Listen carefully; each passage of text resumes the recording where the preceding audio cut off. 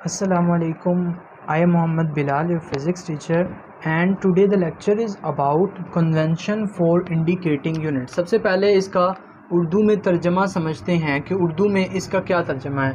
Convention को हम कहते हैं उसूल, प्रिंसिपल यानी कि, और इंडिकेशन का मतलब होता है ज़ाहिर करना या लिखना। तो इस तरह इसका तर्जमा हुआ कि यूनिट्स को लिखने के या ज़ाहिर करने के उसूल। तो आज हम इन्हें डिटेल से पढ़ेंगे। तो full name of the scientist after the name of full name of the unit after the name of scientist always written with lower case letter. कोई भी अगर हम यूनिट लिखें जो कि एक साइंटिस्ट के नाम से माखूज़ किया गया हो तो उसे हम हमेशा लोअर केस लेटर से लिखते हैं। मिसाल के तौर पर अगर हम 1 न्यूटन लिखते हैं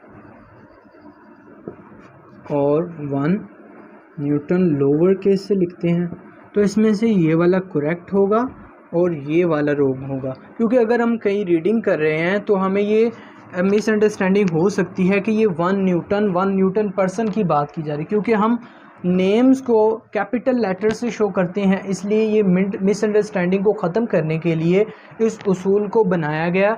ऐसे अब इसकी एक और एग्ज़ाम्पल देखें। 6 जूल्स या जूल्स और 6 जूल्स। तो यहाँ पे भी ये जो हमने लोअर केस लेटर से लिखा है ये वाला करेक्ट होगा और ये जो हमने अपर केस लेटर से लिखा है ये वाला रॉन्ग होगा। तीसरी एग्जांपल देखते हैं। अब आप बताएंगे कि कौन सा करेक्ट है और कौन सा रॉन्ग है। Celsius and 7 Celsius. तो अब आप सोच रहे होंगे कि ये वाला करेक्ट है और ये वाला रॉन्ग है, लेकिन ये गलत है।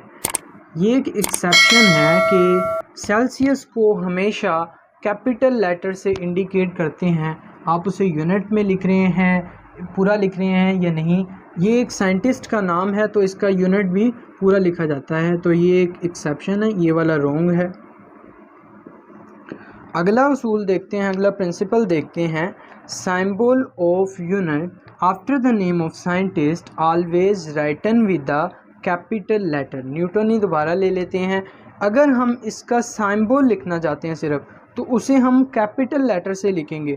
तो इस तरह ये एग्जांपल होगी 6.5 न्यूटन।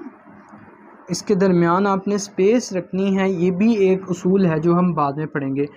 तो 6.5 न्यूटन लिख लिया और अगर हम इसे इस तरह लिखें 6.5 न्यूटन तो ये वाला गलत होगा और ये वाला सही होगा, क्योंकि हमें ये मिसअंडरस्टैंडिंग हो सकती है कि ये नैनो लिखा हुआ है।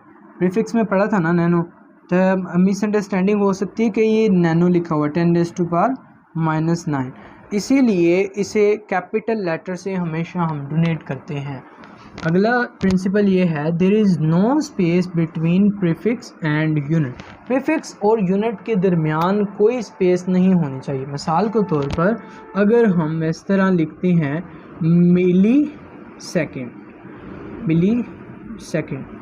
लिख लेते हैं तो यहाँ पे ये मिली है, लेकिन अगर हम स्पेस डाल देते हैं और इस जो है वो इस प्रिंसिपल के अगेंस्ट करते हैं तो हम इसे समझेंगे कि अगर हमने ये मिली लिखा है तो हम इसे मीटर पर सेकंड समझेंगे। तो इसलिए इसके दरमियान जहाँ पे भी कोई स्पेस ना हो तो ये मिली होगा।